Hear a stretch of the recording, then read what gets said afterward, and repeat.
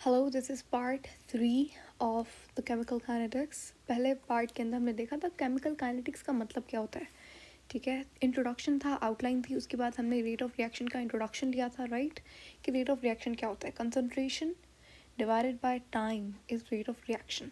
ठीक है, दो तीन बातें और भी की थी, जैसे कि जो रिएक्टेंट की कंसंट्रेशन है विद टाइम वो क्या होती है, डिक्रीज होती है।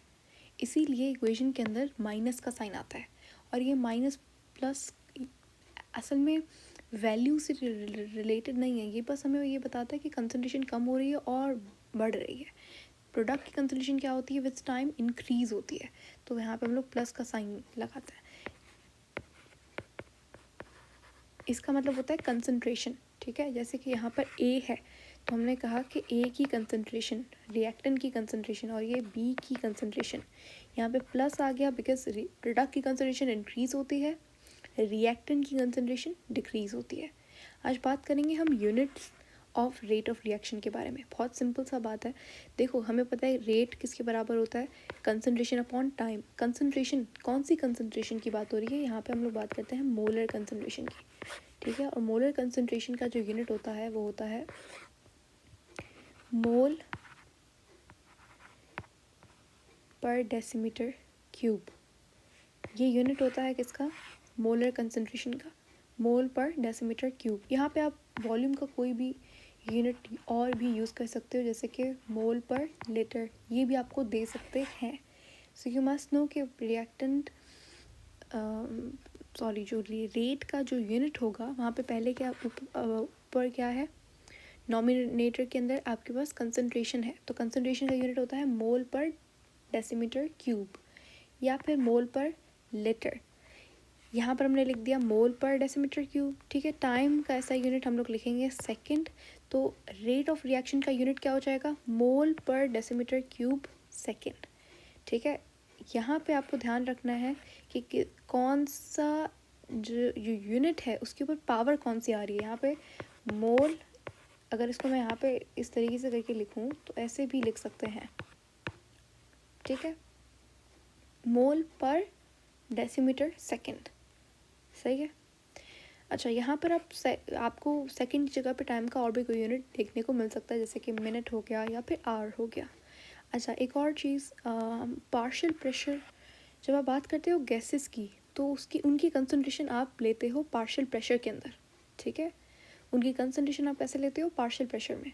तो ऑफ कोर्स अगर आप गैस की कंसंट्रेशन पार्शियल प्रेशर में लेते हो तो प्रेशर का यूनिट क्या होता है, ATM, टॉर, ठीक है, mmHg, ये सारे यूनिट्स किसके हैं, प्रेशर के।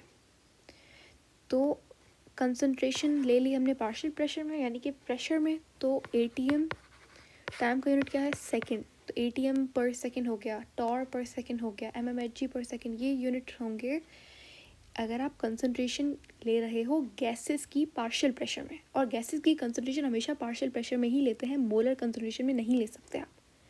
ठीक है, तो ये था रेट ऑफ रिएक्शन। अब हमारा नेक्स्ट जो टॉपिक है वो है कि टाइप्स ऑफ रिएक्शन कौन से होते हैं, कि किस किस तरीके के रिएक्शंस होते हैं। तो देखो, रिएक्शन तीन तरीके के होते हैं। एक होता है बहुत ज़्यादा फास्ट रिएक्शन, एक होता है मॉडरेट रिएक्शन, और एक होता है स्लो रिएक्शन। फास्ट रिएक्शन यानी कि ऐसा reaction that happens in the blink of an eye, आँख झपकते जो रिएक्शन हो जाए उससे भी कम टाइम के अंदर, वो बहुत यानी कि बहुत स्पीड में जो रिएक्शन हो वो फास्ट रिएक्शन होता है, यानी कि इनका रेट ऑफ रिएक्शन सबसे ज़्यादा होगा।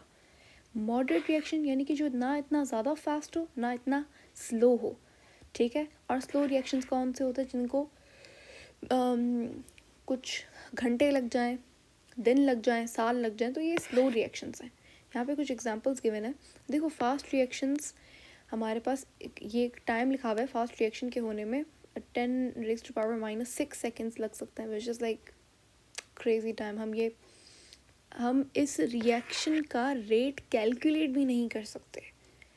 ठीक है, ये जो फास्ट रिएक्शंस होते हैं ये इतने फास्ट होते हैं कि आप इनका रेट ही कैलकुलेट नहीं कर पाते कि अच्छा ये अभी कंसंट्रेशन ए की इतनी है और कुछ सेकंड्स बाद जो है ये प्रोडक्ट में कन्वर्ट हो गया, और ये मतलब आप इनका रेट नहीं कैलकुलेट कर पाते। बहुत कम समय में होते हैं, बहुत कम टाइम लगता है इन्हें होने में, इसलिए आप इनका रेट नहीं कैलकुलेट कर पाते।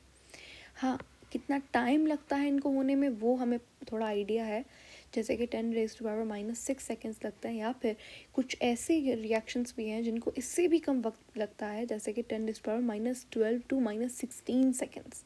इसके एग्जांपल्स कौन से हैं? न्यूट्रलाइजेशन, यानी कि एसिड प्लस बेस क्या बनाता है? Salt plus water. तो ये रिएक्शन एक न्यूट्रलाइजेशन रिएक्शन कहलाता है और ये बहुत फास्ट होता है।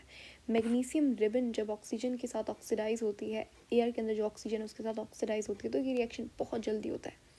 इसी तरीके से सिल्वर नाइट्रेट NaCl के साथ, सिल्वर नाइट्रेट एक्वस फॉर्म में जब NaCl के साथ रिएक्ट करेगा बहुत कम टाइम लगता है। ठीक है, ये सारे रिएक्शंस कैसे हैं? विगरस रिएक्शंस हैं।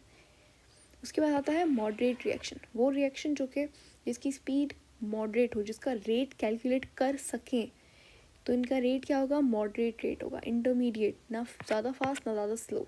इसका एग्जांपल्स है हाइड्रोलिसिस ऑफ ईस्टर। ठीक है, हाइड्रोलिसिस ऑफ ईस्टर। हाइड्रोलिसिस का मतलब क्या होता है कि पानी को ऐड करके बॉन्ड को तोड़ना। हाइड्रोलिसिस का ये लिटरल मतलब यही होता है, हाइड्रोलिसिस यानी कि hydration, addition of water to break the bond is hydrolysis. तो ईस्टर को तोड़ना with the help of water is hydrolysis of ester. उसके बाद है डीकम्पोजिशन ऑफ नाइट्रोजन पेंटाऑक्साइड, ये मॉडरेट रिएक्शंस हैं।